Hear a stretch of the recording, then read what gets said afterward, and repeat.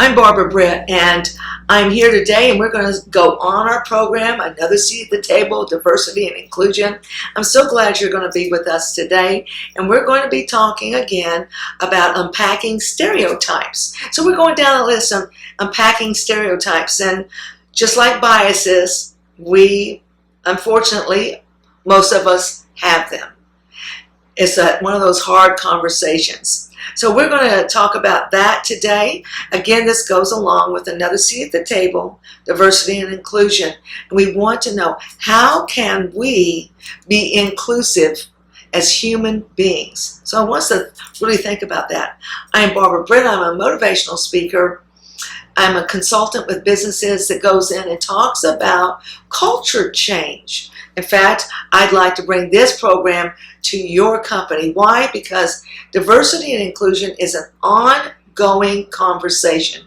It's not something that's just one and done. I mean, we look across and it's in the world. It's not just here in our state or just our country. It's something that encompasses the world. And I agree with this. If you know better, then do better. So that's what we're going to try to do today. We're going to try to do better. So what is unpacking stereotypes look like? Well, we have all different types of stereotypes. So I want to ask you this.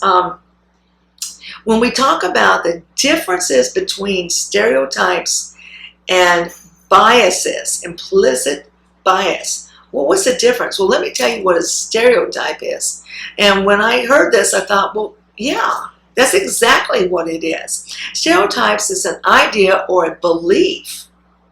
Now, again, an idea or a belief not based on statistics, not based on facts. I want us to get this right.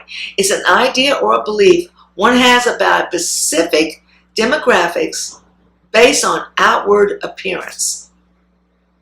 Now, so I'm going to clump people together and treat them a certain way and act a certain way. And my assumptions, and we all know what happens when we make an assumption, right? We all know what happens then. But they're just like that because we stereotyped them. We already went just like that. Because of outward appearance, because of how tall or short, or how wide or thin, or the color of your skin, or if your hair is straight or curly. Outward appearances. We base something so significant off of that. But we don't base it off of if a surgeon was to cut you open, cut anybody in the human race open and look inside, we all look 99% alike. But we will go ahead and actually make an assumption by looking at somebody from the outside. Now, when we say it like that, it goes, oh, I wouldn't do that. Well, I hope not. But let's talk about, because this is in our place of business, our homes, and other places. Let's talk about that golden rule. And I love that. It says, treat others as you would like to be treated. Now, when you go and do something, would you like to be treated that way? And people will say, well, I know, but, they're short, or they're this, or they're that. So that makes it all right. The bottom line is, remember that if I was to cut you open, or a surgeon, hopefully, and cut someone else, they're going to see the same thing. They're going to see the same thing. And so we are 99% alike. And we have to remember that. So we want to think about your words. How are your words? Your words should be centered around bestowing dignity and respect on someone else. Dignity and respect. Why? Because they're a human being. Dignity and respect. It's more than just thinking or being with someone and wanting to change their thoughts or their words that are offensive. We'll go, well, we can just get them to stop saying offensive things. Okay, remember when I said that diversity and inclusion has some tough conversations going?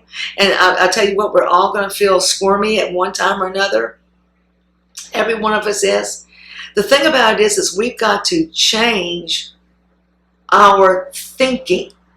We're going to change our thinking. We're going to change the way we think about something. And how's it done? Well, it's having those tough conversations. It's me going home and raising my children that way, you raising your that. It starts and it goes all the way up. All the way up. We have to change the thinking before you can change what people are saying and doing. We have to understand, again, that if we were opened up, you would see the same organs in the same place. We would all bleed. You would see the same thing. So since that's that way, how are we treating each other? How are we valuing each other? So we'll look at some things that we can do. Let's say that you're not being included, or a situation is not good. One of the best things is you can be assertive without being aggressive. You can be assertive. That hurts my feelings. You can let them know. You don't have to be ugly. You don't have to scream it. You don't have to do, but you have to be assertive without being aggressive. Address someone directly. Excuse me.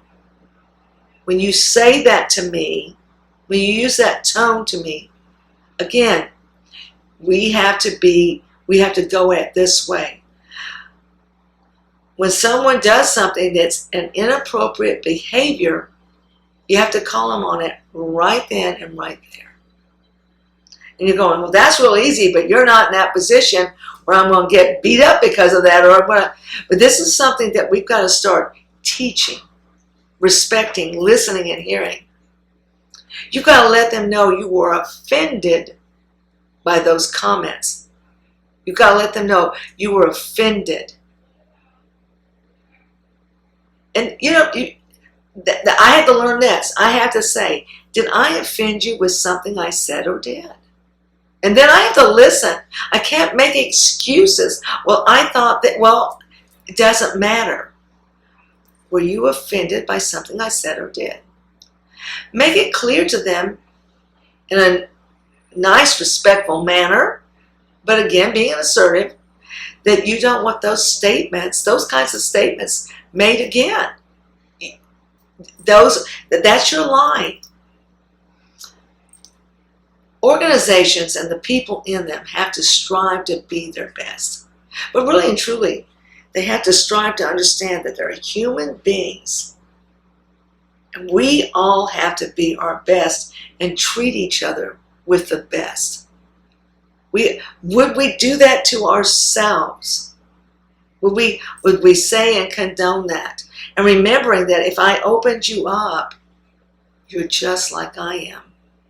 And you want the same things that I do. You want your family to prosper.